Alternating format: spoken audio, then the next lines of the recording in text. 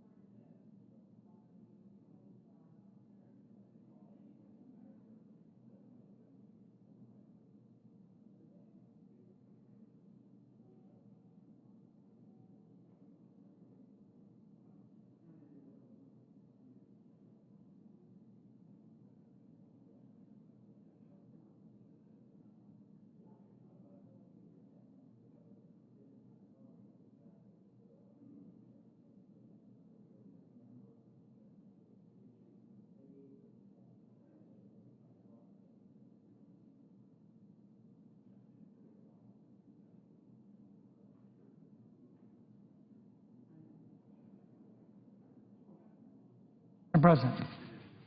Majority Leader. Senate's in a quorum call. Is that true? It is. I would ask unanimous consent that be vitiated. Without objection.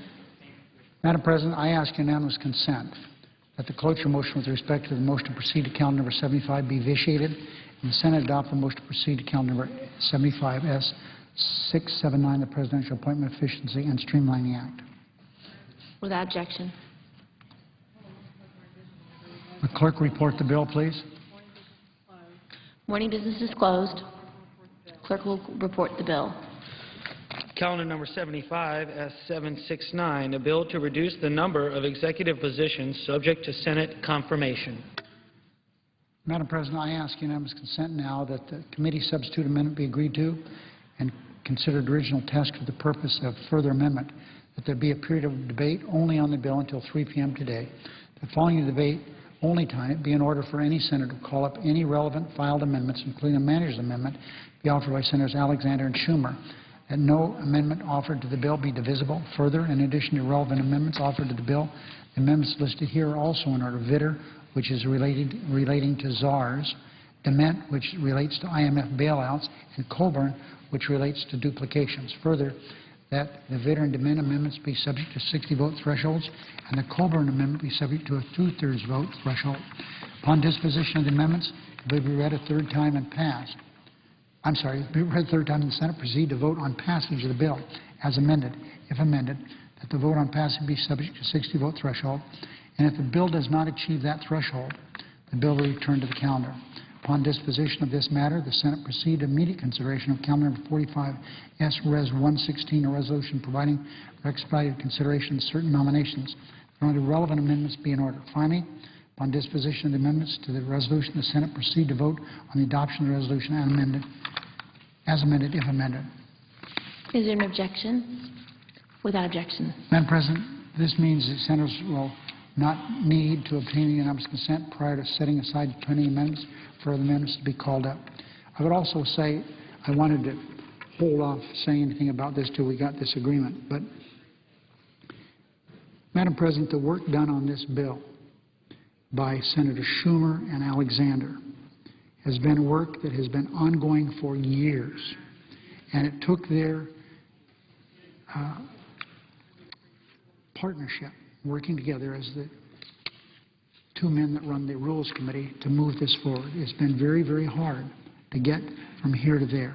I have every bit of confidence that we're going to move forward and do, for the first time in decades, a streamlining of how presidential nominations are approved. This is good. This is what we talked about doing at the beginning of this year, and we need to continue doing that. I also express my appreciation to the chairman and ranking member of the Homeland Security Committee, Senators Lieberman and Collins, for doing additional hard work in sorting through what the committees should do in approving nominations. They've done a good job because we have a lot of, virtually every committee chair said, well, sure you want to do all these? If we were back where we had been in years past, we wound up getting nothing done because the chairs simply thought that they needed to have a hand in everything that went on all these nominations. So that Senator Lieberman and Collins did a good job of getting us to this point. As soon as this is done, we'll move to some rules changes that Senators Schumer and Alexander have approved. So again, I see my friend, the senator from Tennessee, on the floor, and again, as he does on virtually everything, he's a very thoughtful person, always trying to work for the betterment of this body, and I'm grateful that he and Senator Schumer have been able to do the good work they have on this legislation. Madam Chairman. Senator from Tennessee. Madam President, excuse me. Madam President, I'd like to thank the Majority Leader and the Republican Leader, Senator McConnell, for the way they've worked on this legislation, not just on this bill, but when they were the respective whips of their party several years ago. Each of them worked on trying to help improve the Senate's ability to do its oversight by doing a better job with our advise and consent responsibility. That's one of our better-known responsibilities. It's a constitutional responsibility. It's in Article 1, Section 2.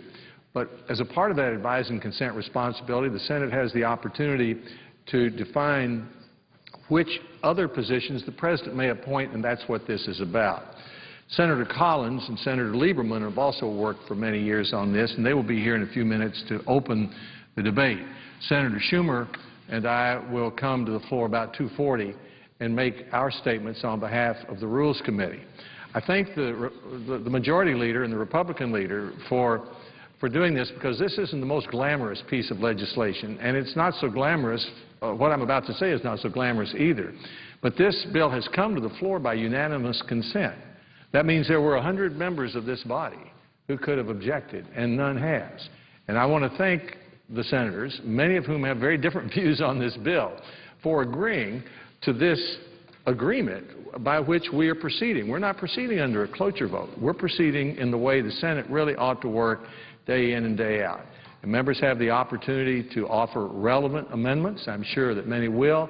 I thank the Majority Leader and the Republican Leader for their forbearance. And that way we have to have an element of trust in the Senate with each other. And so I'm going to do my best to make sure that the relevant amendments that come before us, whether they be Democratic or Republican, are voted on. So I thank all those involved. I hope that senators will be preparing their relevant amendments if they're not already filed or not already enumerated in the agreement.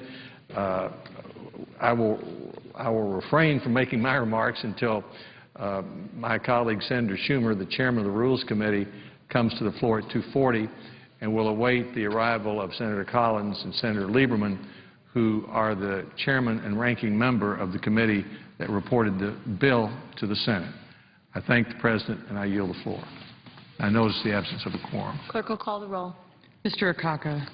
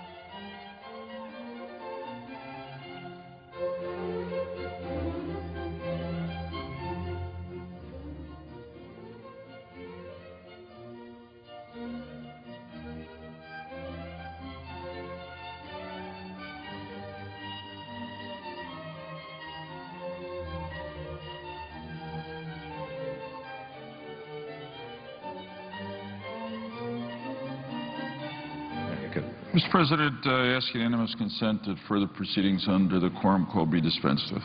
Without objection.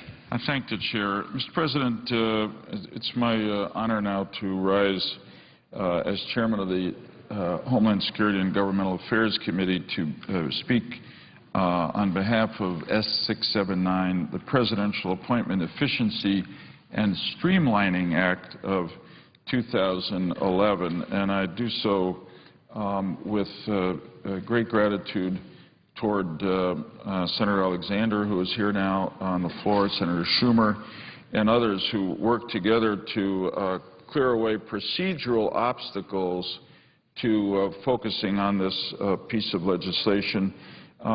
This is a noble effort that's been tried before and failed, but I'm confident that this time, with the support of our leaders, really our bipartisan leadership, Senator Reid, Senator McConnell, Senator Alexander, Senator Schumer, not to mention Senator Collins and me, we're going to, in our committee role, we're going to get this passed. This is a bipartisan effort to solve a problem, or at least help solve part of a problem that's been growing for a long time in Washington and our government, certainly since the Kennedy administration, which is that it takes too long for an incoming president and a sitting president to get his team in place, and there are too many vacancies throughout the course of an administration. As I'll indicate during my remarks, the average is 25%. 1/4 of the positions in the administration are empty at any one time because of the length of the process, the delays that occur in the executive branch, in the White House, and here in the Senate. And this is a direct attempt to try to lessen that problem. One of my favorite descriptions of it, of our current nomination and confirmation process, I've used it so often I have actually forgot who said it. The occupant of the chair may have said it. Described the current nomination and confirmation process as, quote, nasty and brutish without being short. End of quote. So hopefully this will make the process at least less nasty and brutish and shorter as well. 100 days into President Obama's administration, only 14% of the full-time Senate-confirmed positions in his administration had been filled, only 14%. And after 18 months, 25% of key policy-making positions were still vacant.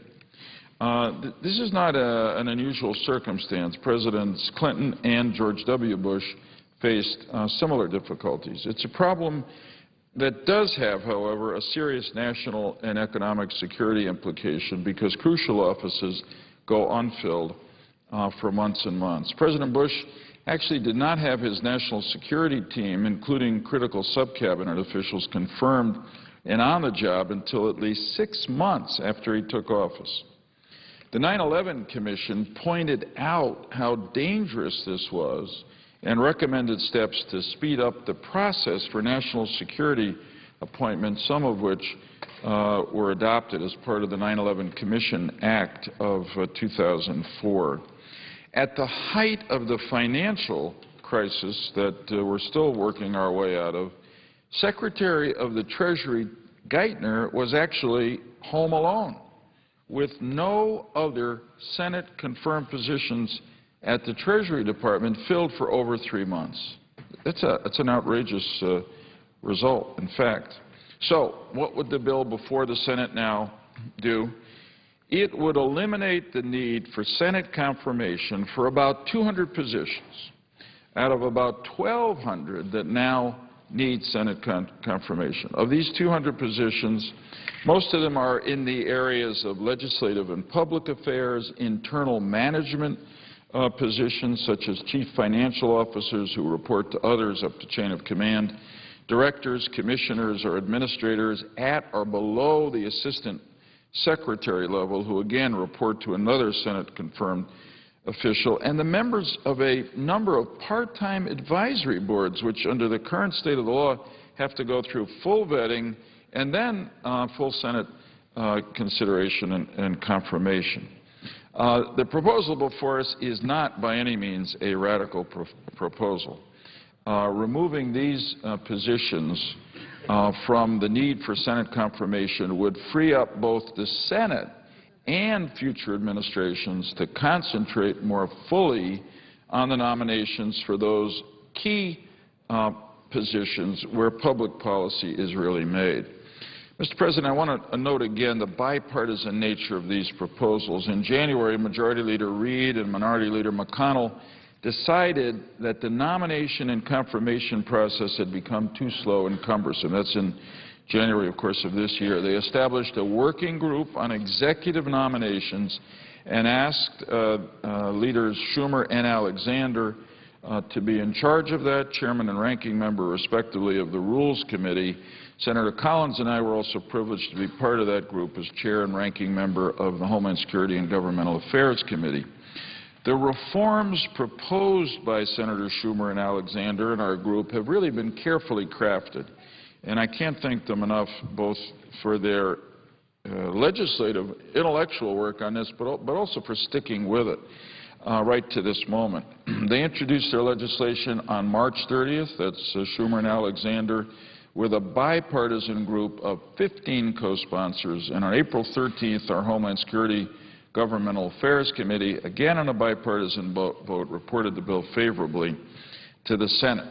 Senators Schumer and Alexander are also proposing an important Senate resolution, S-Res 116, that would streamline the confirmation process for approximately 200 other presidential appointments that receive Senate confirmation by allowing their nominations to bypass the committee process and come directly to the Senate floor as long as no senator objects. This is a really important companion proposal. So if all goes well, we'll have 400 of the current 1,200. That is about a third of the current nominations requiring full Senate consideration, Senate proposal, committee consideration, et cetera, to be in a different status.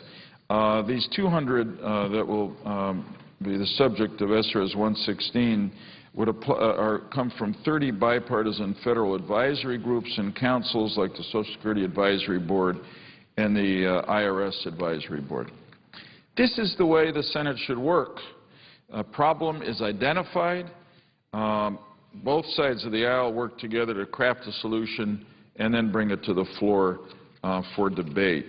Hopefully it's a model for what we can and should do in a lot of other areas that are pressing not just on the Senate, but on the country and the people of the country. On March 2nd, Senator Collins and I, just speaking in a bit more detail, held a hearing which we called Eliminating the Bottlenecks, Streamlining the Nominations Process. We heard from a group of former executive White House, really, officials, both parties, and from some experts in the private sector. They made a compelling case for change.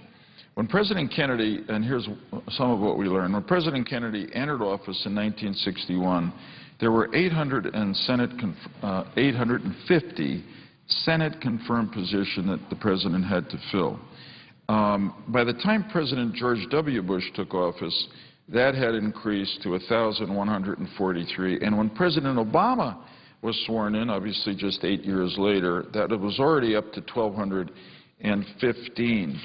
Not surprisingly, with more position, it takes longer to fill them. The delay is not, fortunately, at the cabinet level. Between 1987 and 2005, it took presidents an average of only 17 days from the time of a vacancy to nominate a cabinet secretary, and the Senate an average of just 16 days to confirm the nominee. But it's at the critical sub-cabinet level where things slow to a crawl. It took presidents an average of 95 days, it's of course more than 3 months, to nominate deputy cabinet secretaries, and the Senate 62 days to confirm them, another 2 months. So now we're up to more than 5 months for deputy cabinet members, which are critical to the functioning of their departments. Non-cabinet agency heads waited an average of 173 days for nomination and 63 additional days for confirmation. So you're up to over 230 days, over 7 months, approaching 8 months. Non-cabinet agency deputy heads fared even worse, average of 301 days before nomination and 82 days before confirmation. So that's more than a year to go through this process, while those offices are effectively unfilled and the people's business is not being done.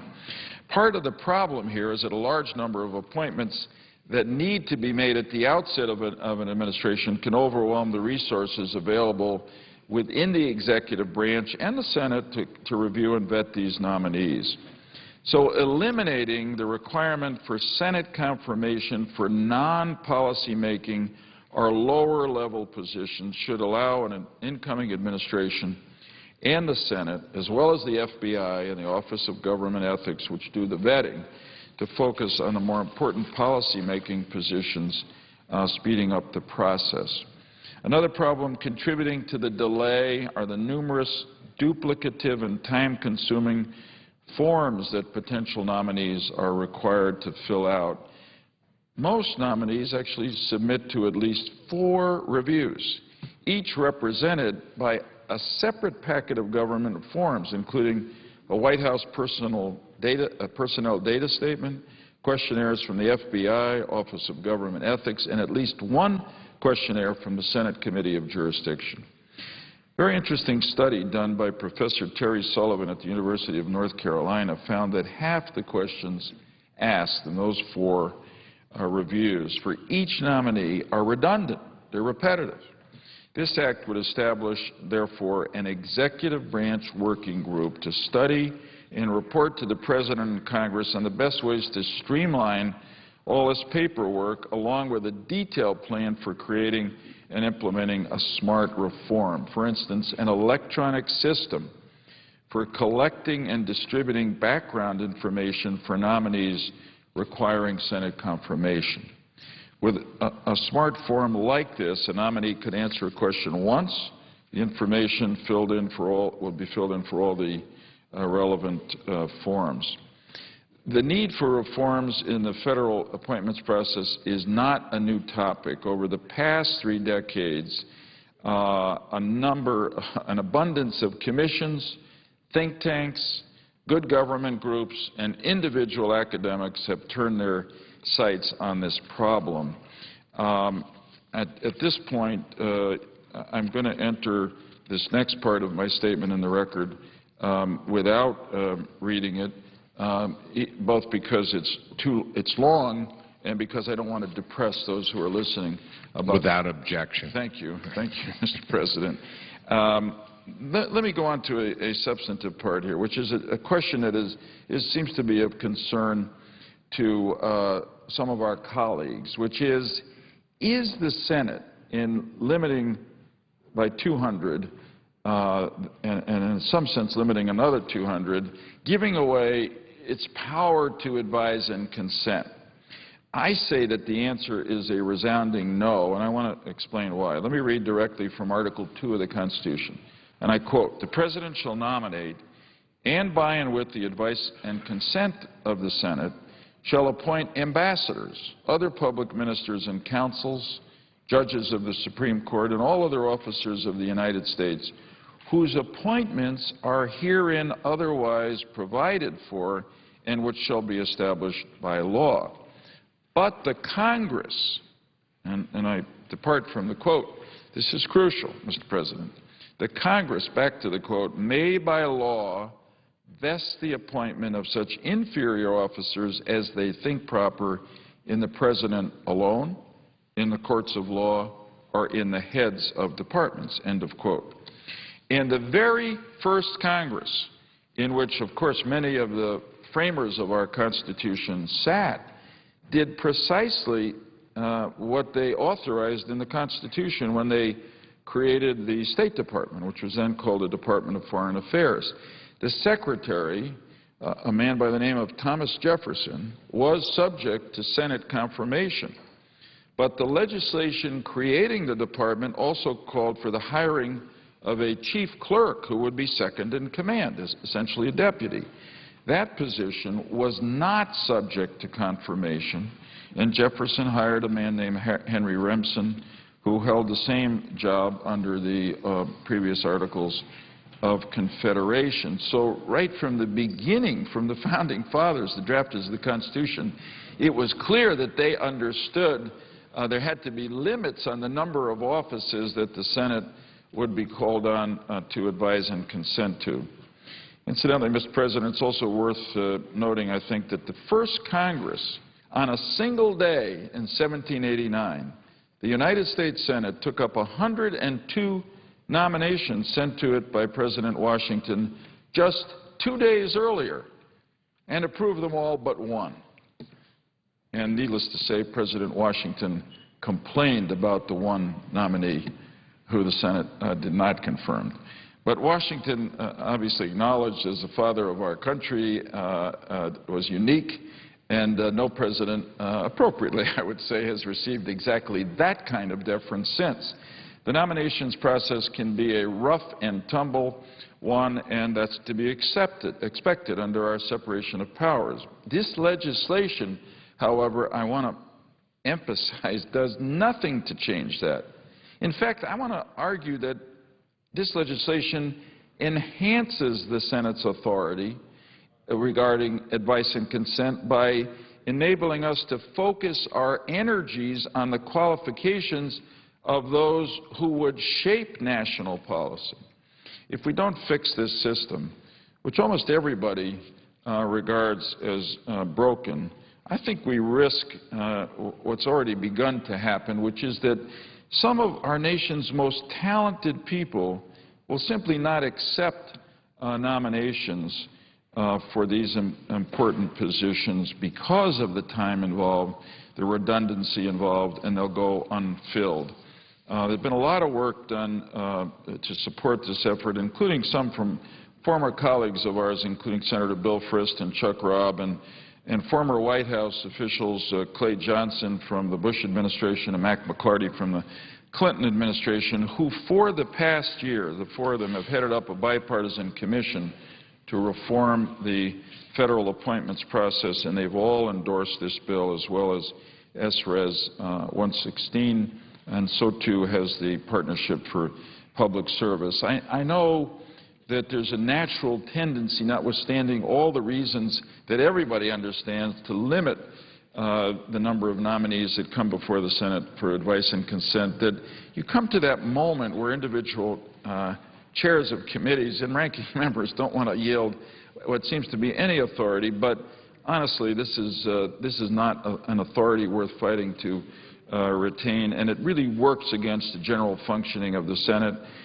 against the functioning of our government, and in my opinion actually undercuts the vitality of the advice and consent clause. So I call on my fellow chairmen, ranking members, and of course all our colleagues on both sides of the aisle to vote yes on this legislation so future presidents can recruit the best nominees to serve us, and the Senate can make sure that it does its full job under the advice and consent clause to investigate and confirm them before they take office and deal with the nation's business. As always, I've been privileged on the committee to be working with Senator Collins as my ranking member, and Mr. Chairman, I would yield to her at this time. Chairman. The senator from Maine.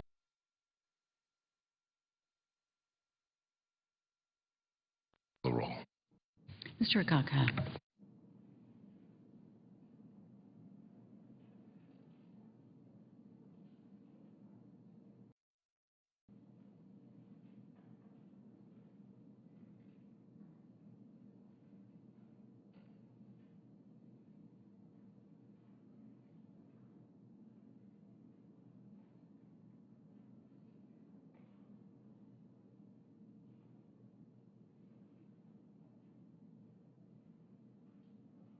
Mr. President. Senator from Maine. Mr. President, I ask unanimous consent that proceedings under the call be dispensed with. Without objection. Thank you, Mr. President. Mr. President, I'm delighted to join with the chairman of the Homeland Security Committee, my dear friend Senator Lieberman, in rising today in support of the Presidential Appointment Efficiency and Streamlining Act of 2011.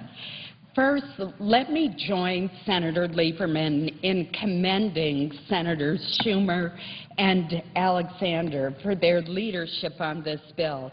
Senator Alexander, in particular, has worked so hard on this issue. In fact, I am convinced that we would not be where we are today without his persistent leadership. He deserves great credit for his patience and his dogged determination to bring this bill and this issue to the floor. Senators Reid and McConnell also deserve great credit. They made the commitment in January to make reform of the nominations process a priority. And finally, I want to recognize Senator Lieberman, the chairman of the committee, on which I have the privilege of being the ranking member. He and I have also been part of what has truly been a bipartisan effort to craft this bill. It is an effort that we need to see more often in the Senate, Mr. President, if we are to tackle and actually solve the many problems facing our nation. The bill before us addresses shortcomings in the process of confirming presidential appointees without diminishing the constitutional roles of the President or of the Senate.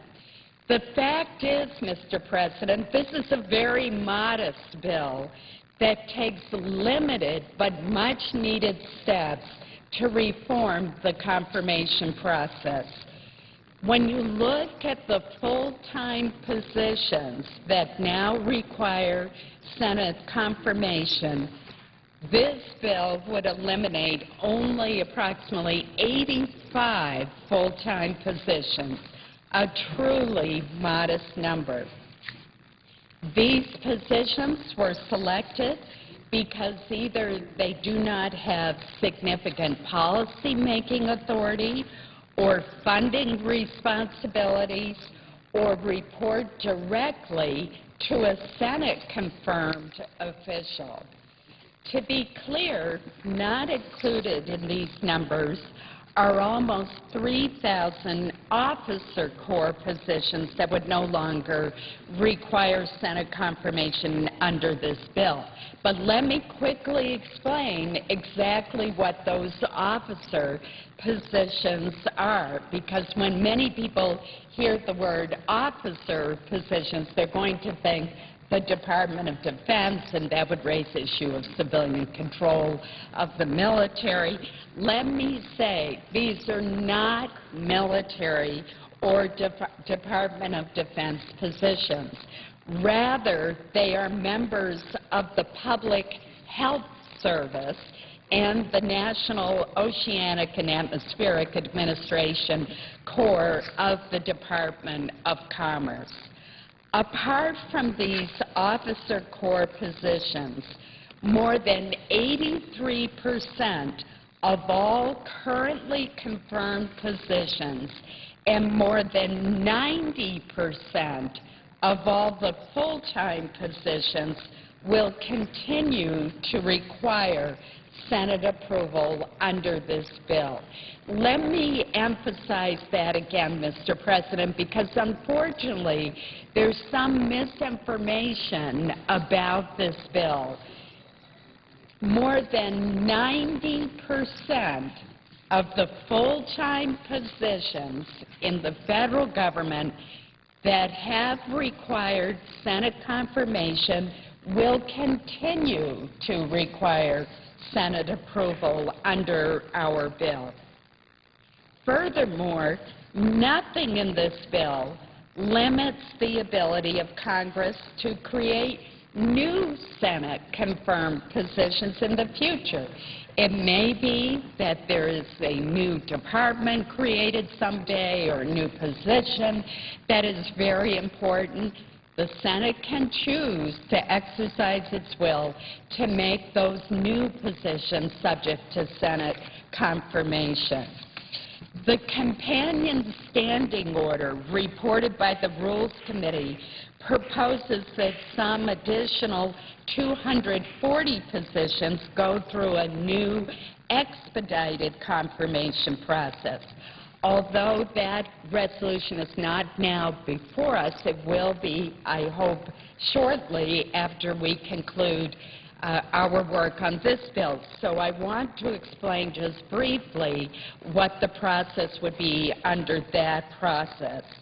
That expedited process would still require nominees to respond to all committee questionnaires and would still provide the opportunity for closer scrutiny of a nominee if requested by a single senator, any senator. Mr. President, the confirmation process must be thorough enough for the Senate to exercise its constitutional duty, but it should not be so onerous as to deter qualified people from public service, particularly when they're being asked to serve as a part-time member of an advisory board. A letter from 3 of our former colleagues, one a House member, 2 senators, really put it well. The Bipartisan Policy Center, in endorsing this bill, sent us a letter that is signed by former Congressman and Secretary of Agriculture Dan Glippman, Senator Pete Domenici, and Senator Trent Lott, who of course served as the majority leader of the Senate. And here's what they said, and here's what we heard over and over again at the hearing that Senator Lieberman and I conducted before our committee. This is the Bipartisan Policy Center's conclusion. Many public-spirited people are discouraged from serving in appointed office because of the length and the extreme adversarial nature of the confirmation process. Mr. President, this is an issue that the Committee on Homeland Security and Governmental Affairs has been working to address for a long time.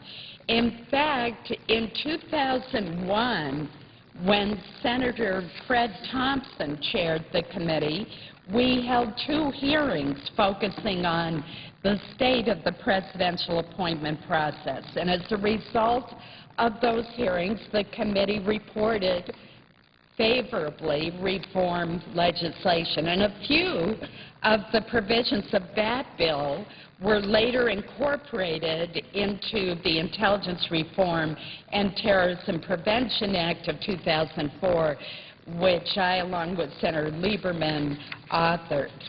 Let me give our colleagues some more background, some of which has been covered by the chairman of the committee, but I think is important to repeat to counter some misimpressions about this bill that somehow it undermines our constitutional obligations.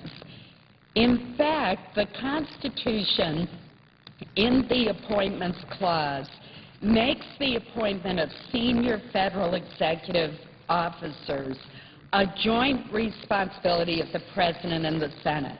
The President determines who, in his judgment, is best qualified to serve in the most senior and critical positions across the executive branch of our government.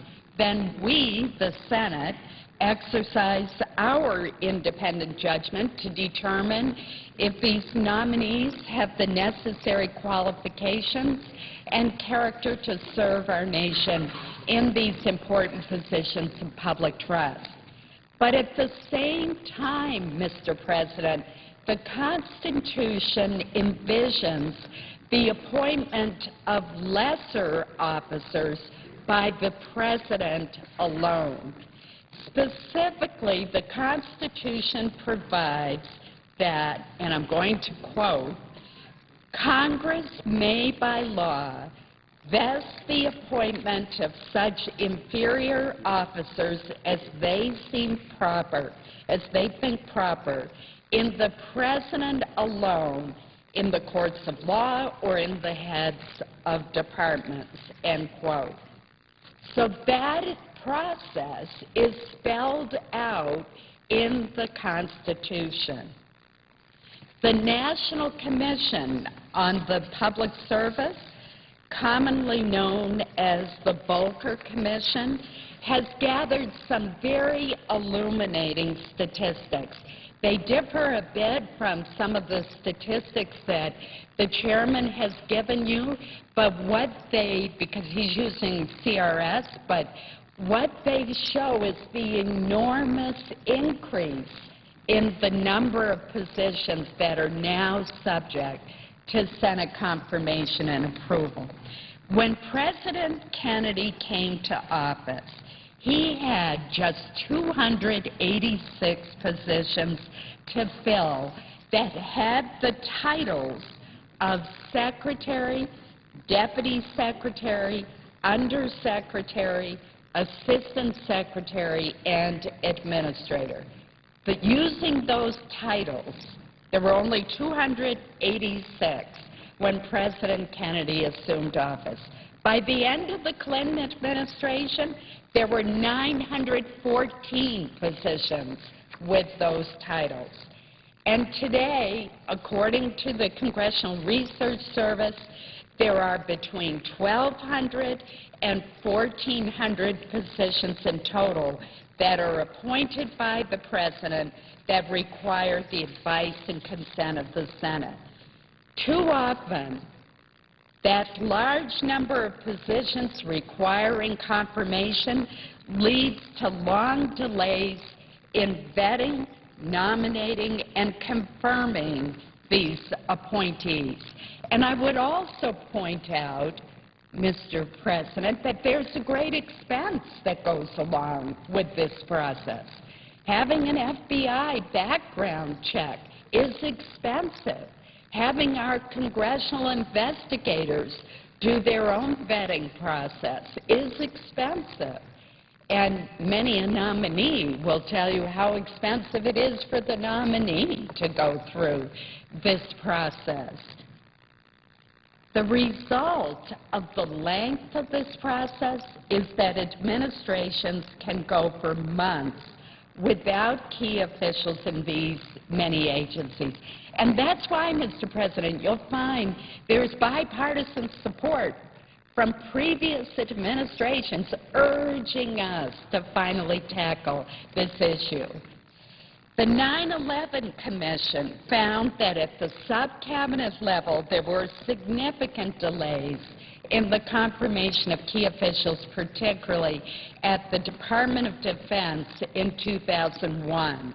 It was not until 6 months after President Bush took office that he had his national security team in place. Our enemies take note of that fact. That's what the 9/11 Commission found, and it creates a national security vulnerability that terrorists can and have exploited. We've seen that in the United States.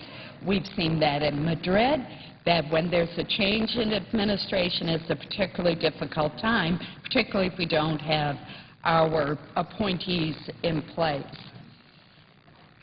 As I have mentioned, Senators Schumer and Alexander have been the bipartisan authors of this bill, which has been co-sponsored not only by Senator Lieberman and myself, but by members of the leadership of the Senate on both sides of the aisle.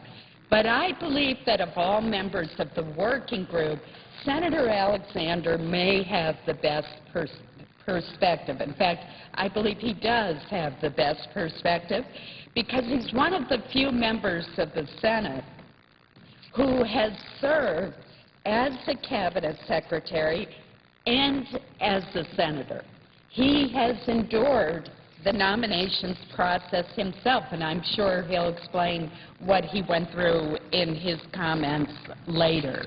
But he will talk about how long it was, that it was 9 months before he had a chief financial officer. It took him 6 months, I believe, to be confirmed. And he couldn't get his team in place because the process was so bogged down.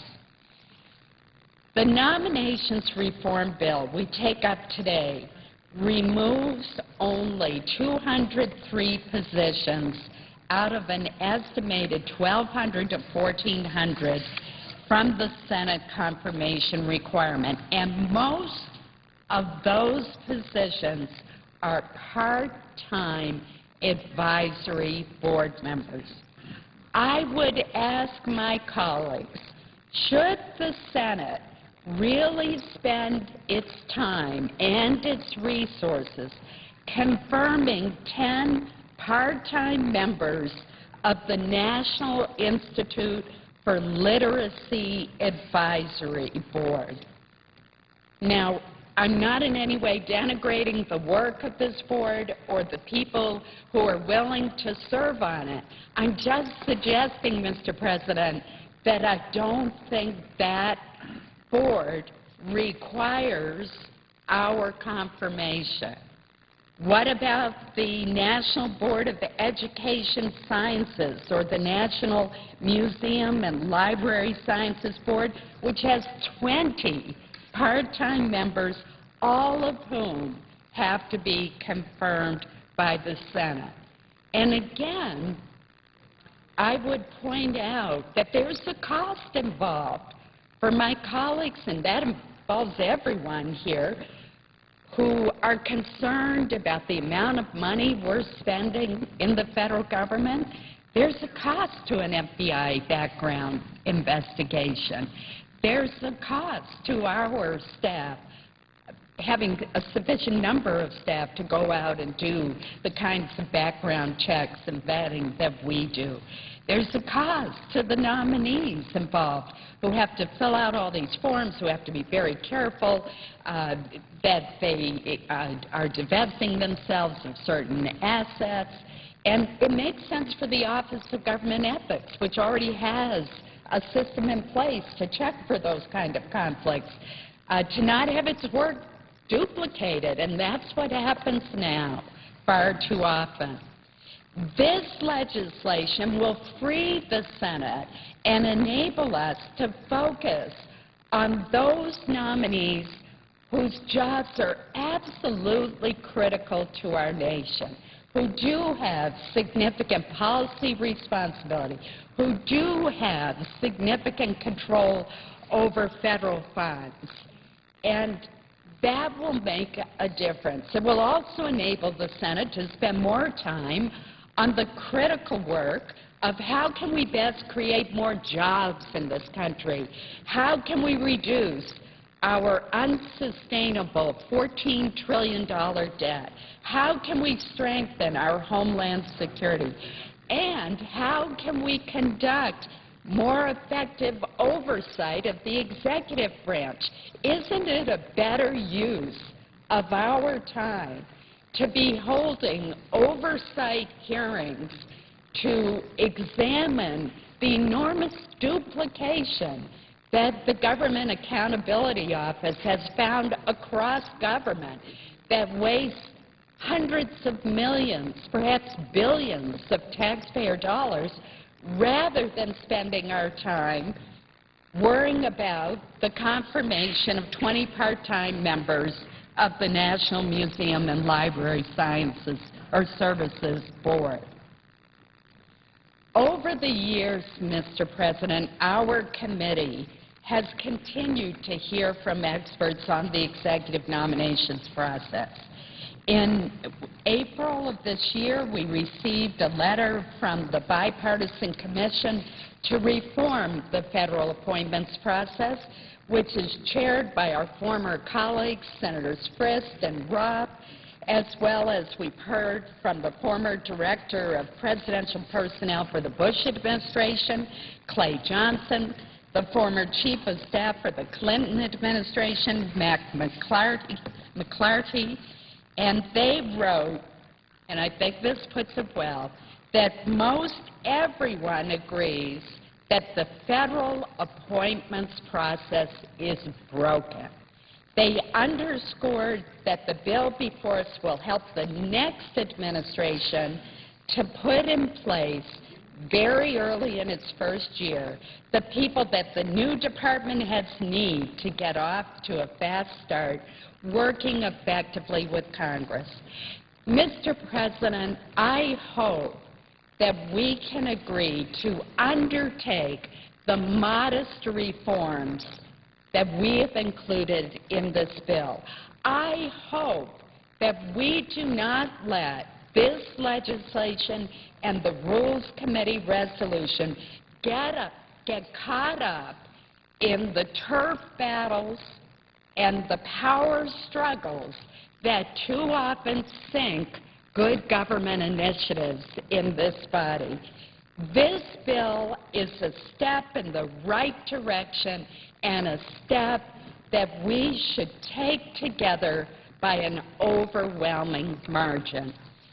Mr. President, at this point, I would ask unanimous consent, if they've not already been entered into the record, for letters endorsing the bill from the Bipartisan Policy Center, the Partnership for Public Service, from Senator Fred Thompson, from former Defense Secretary Frank Colucci, and from former Senators Bill Frist and Chuck Robb to be entered into the record.